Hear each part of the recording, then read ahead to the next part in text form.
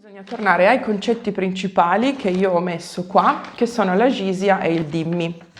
Allora, da quel versetto lì, 9:29, se ricordo bene i numeri, scopriamo che i cristiani possono anche non convertirsi all'Islam, ma devono pagare.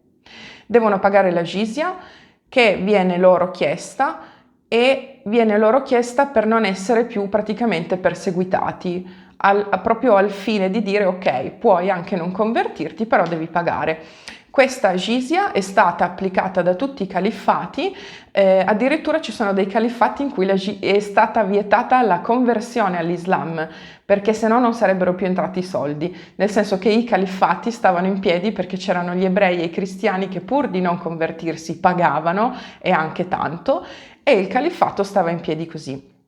Anche la jizya è una delle cause per le quali oggi il Medio Oriente e il Nord Africa non sono più cristiani, nel senso che a un certo punto tantissimi, quasi tutti, si sono convertiti non solo per la minaccia della jihad, ma proprio perché non riuscivano più a pagare questa tassa che era troppo alta. E l'ultimo califfato che ha applicato la jizya è stato proprio lo Stato islamico di Iraq e Siria. اجتمعنا معهم وكان ممثلا هناك يحضر عن الخليفة البغدادي وإذا بهم قال نعرض عليكم الإسلام فإن لم تقبلوا فإننا نعرض عليكم الجزية التي أمر بها القرآن فإن لم تقبلوا فليس بيننا وبينكم إلا القتل والقتال وإذا بهم يقولون نريد الجزية والله ما آذيناهم والله ما هجرناهم.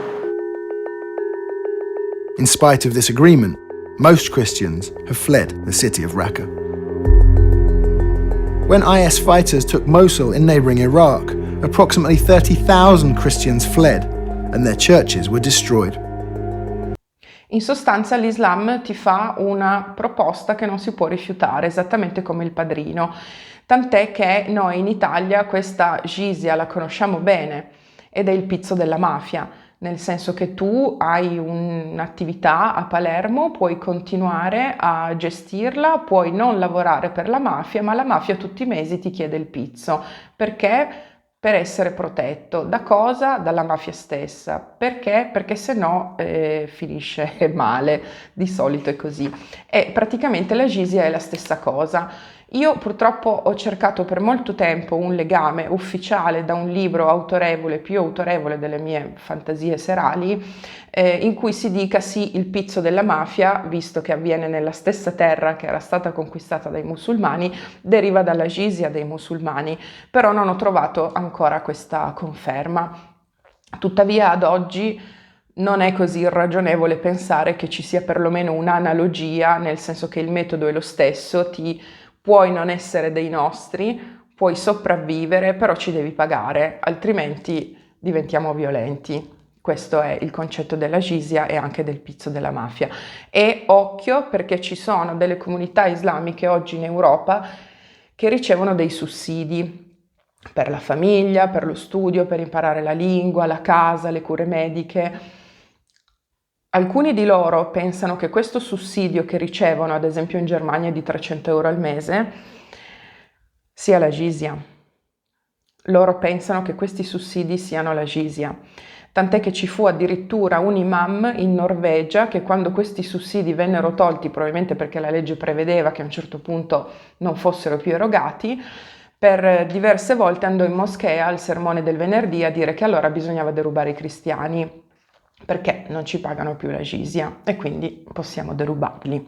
Perfetto, ma il concetto ancora più importante è quello di sentirsi soggiogati. Sentirsi soggiogati è una parola che praticamente definisce i cristiani in uno stato islamico o in una comunità islamica dove a un certo punto prendono uno status di cittadini inferiori, cittadini di seconda classe. Questo si vede molto bene nei paesi islamici, ma anche in Europa.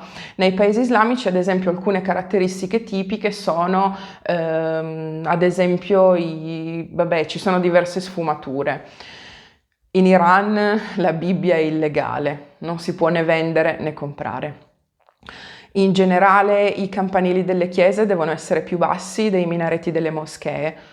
non si può facilmente portare una croce al collo, non si possono fare processioni, prendete tutto sempre con le dovute sfumature. Sappiamo che la Turchia, la Tunisia e il Libano sono paesi diversi dall'Afghanistan o dal Pakistan o dall'Egitto, però più o meno in linea di massima questa è l'atmosfera.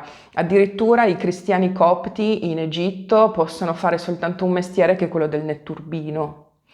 E questo succede anche in Pakistan e questo ha fatto creare negli anni un'idea secondo la quale i cristiani sono più sporchi dei musulmani e sono impuri, tant'è che esiste anche un sito dove i musulmani chiedono delle opinioni, ovvero le fatwa, ed esiste un musulmano che ha chiesto: io se dovessi fare il bagno in piscina con dei miscredenti come mi devo comportare? Perché magari sono impuri. E se la domanda già vi sembra un po' strana, vi garantisco che la risposta è ancora peggio. Se la piscina è più grande di 20,9 metri quadri non c'è nessun problema, che vuol dire che nello zainetto devi avere anche il metro prima di andare in piscina. Quando arrivi lì, se scopri che dentro ci sono dei kuffar che non si sono lavati prima di entrare in piscina, bisogna farli uscire, togliere tutta l'acqua, disinfettare tutto, purificare tutto e mettere acqua purificata. Questa più o meno è l'idea che si è creata, tant'è che ad esempio ancora oggi il soprannome per dire cristiano in Pakistan è proprio dire lo spazzino. Cos'altro? Non si possono fare processioni, le chiese che dovrebbero essere restaurate non si possono restaurare e non se ne possono costruire di nuove. Questo più o meno è l'atmosfera nei paesi islamici. In Europa anche abbiamo diversi casi di dhimmi. Io ne ho selezionato uno perché è perfetto, è veramente il dhimmi perfetto. Allora, il dhimmi è una persona che si sottomette volontariamente alla Sharia e ai musulmani. Perché? Perché teme che diventino violenti. In questo caso il contesto è questo qui. In Inghilterra qualche mese fa era uscito un film che si chiama Lady of Heaven. Chi ha scritto il copione del film è un musulmano sciita, secondo il quale non è blasfemo ritrarre Fatima, una delle figlie di Maometto, e Maometto stesso. Secondo tutti gli altri sunniti invece il film è molto blasfemo. Quindi succede che il film inizia ad andare nelle sale e gli inglesi iniziano ad andarlo a vedere.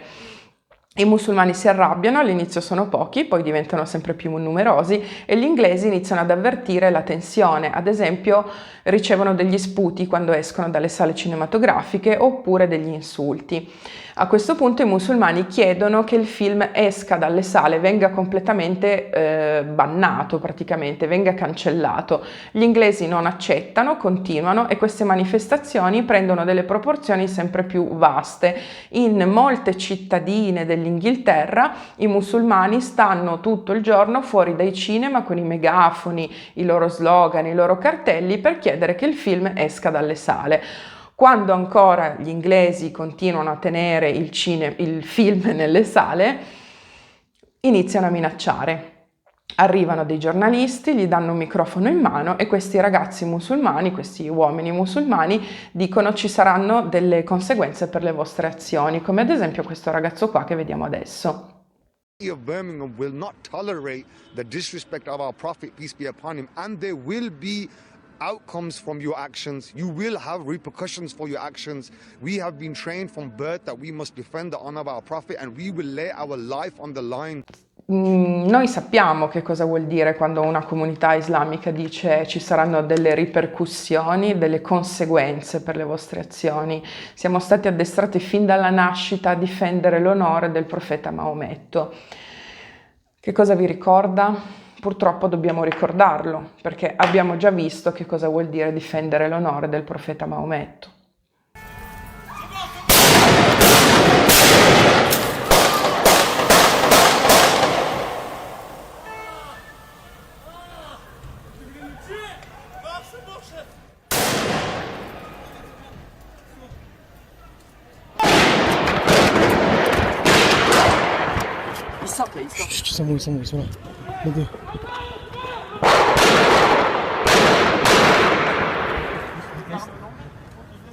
Baissez-vous.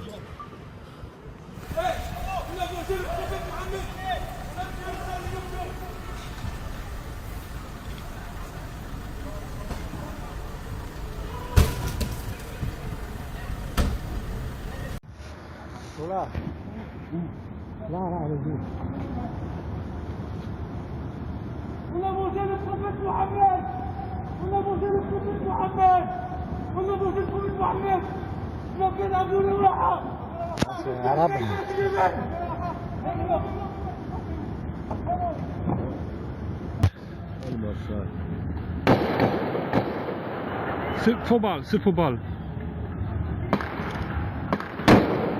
Non, c'est pas faux balle.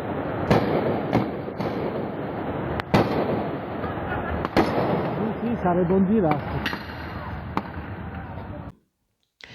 A questo punto, dopo circa una settimana in cui queste persone al microfono minacciano di arrivare alla violenza praticamente, e gli inglesi finalmente sono del tutto terrorizzati e a un certo punto esce il direttore della catena di sale cinematografiche nella cittadina di Sheffield e si manifesta il dimmi perfetto. Ho dovuto tagliare il video perché per diversi minuti questa persona terrorizzata non riesce neanche a parlare.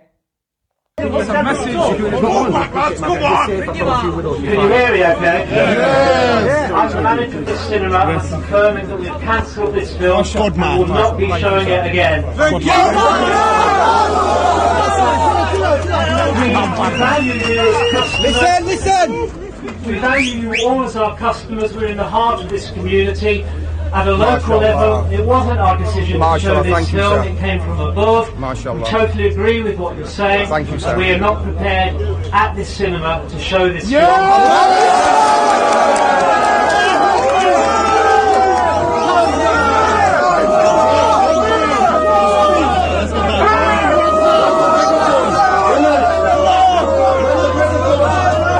E quello è il dimmi perfetto. Noi, Inghilterra, noi inglesi, noi kuffar, noi cristiani, siamo completamente d'accordo con voi. Non era nostra intenzione offendervi e quindi il film verrà cancellato e non verrà più trasmesso dalle sale. Questo è il dimmi perfetto. E c'è una cosa che non è stata capita però. Non è previsto che l'Islam si fermi a un certo punto, non è previsto che la Sharia a un certo punto si fermi. La Sharia ha sempre più richieste nei confronti dei miscredenti e quando non vengono capite minaccia di diventare violenta. E cosa succede? Che a quel punto il dimmi si ritrae. Perché? Perché non vuole la violenza. Questo è già successo. Oppure avvengono anche casi ancora più al limite proprio dell'assurdità. Sempre in Inghilterra un professore stava spiegando che l'11 settembre è stato commesso da dei terroristi di fede islamica sulla base di alcuni concetti dell'Islam. Hanno chiamato la polizia. Hanno chiamato la polizia per il cosiddetto psicoreato o reato fantasy di islamofobia, quando in realtà io ti sto spiegando la storia come è andata. La stessa cosa l'abbiamo vista succedere in Francia. Samuel Paty è stato decapitato fuori dalla scuola 2 anni fa, semplicemente perché in classe stava tenendo una lezione sulla libertà d'espressione e per parlare della libertà d'espressione aveva menzionato il caso di Charlie Hebdo. Oppure qualche mese fa un musulmano aveva sparato a dei gay in previsione di quello che sarebbe stato il Gay Pride di Oslo e il Gay Pride di Oslo è stato cancellato. E il dimmi deve fare l'esatto contrario, bisogna fare gli antidimmi, che fa un po' ridere detto così, però è un neologismo, che si fa gli antidimmi. È così, se ti ha dato fastidio un fumetto e sono morte più di una dozzina di persone, vuol dire che domani dobbiamo tutti fare fumetti. Se ti ha dato fastidio un film e minacci di diventare violento per un film, non importa, queste sono le leggi dell'Inghilterra, il film è legale e lo si proietta ancora in più sale di prima. Ti ha dato fastidio i versetti satanici di Rushdie, domani lo regaliamo nelle librerie. Perché poi non si fermano queste cose. Ci sono dei paesi in cui la Divina Commedia è stata censurata nella parte breve in cui Dante mette Maometto all'inferno per non offendere i musulmani, e per non offendere i musulmani o non entrare in conflitto con loro ci sono dei dottori che chiudono un occhio sul fatto che ci sono centinaia di ragazzine che arrivano in ospedale in fin di vita perché gli è stata fatta la mutilazione dei genitali femminili in casa. E lì basterebbe portare avanti un'indagine e scoprire quali sono le famiglie in cui viene fatto questo abuso osceno subito, non dopo, quando poi si scopre che magari c'è stata una dottoressa musulmana che girava per gli Stati Uniti per tagliare la vagina delle donne, delle ragazzine in casa, senza strumentazione, con delle conseguenze. Ed è una mutilazione, non lo puoi fare, è illegale, così come è illegale la poligamia. Si chiude un occhio anche sulla poligamia pur di non entrare in conflitto con le comunità islamiche. Vuol dire che su 4 mogli 3 vengono dichiarate ragazze madri e quindi prendono il sussidio, cioè prendono la jizya. Fondamentalmente noi stiamo alimentando, se diventiamo dei dhimmi, alimentiamo la sharia nel nostro essere così tanto dhimmi. Bisogna fare gli antidimmi. Fa un po' ridere detto così, però è un modo simpatico per chiudere il video. Ho detto tutto quello che c'era da dire. Abbiamo scoperto quindi che il pazzoide, il barbiere di Londra, non si era inventato niente, ma la visione del Corano è molto negativa sui cristiani, che sono sviati, trasgressori, mi raccomando non dite 3, e vanno combattuti, a meno che non paghino, che è esattamente quello che sta succedendo in Europa. E poi questo dimmi è molto importante perché non va assolutamente bene. Non è previsto che la Sharia finisca. Se io oggi cancello un gay pride, vuol dire che l'anno dopo ne devo cancellare 3.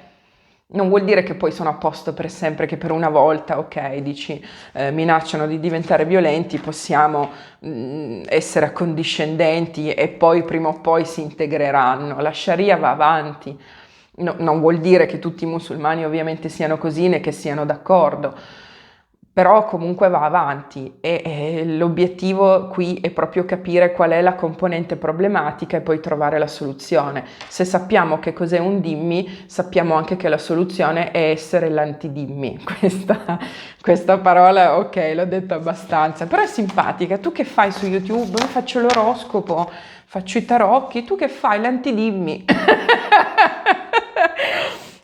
Grazie mille se avete guardato fin qui, statemi bene, passate una bella festa dell'Immacolata, fate l'albero, il presepe e non dite 3. Ciao, grazie.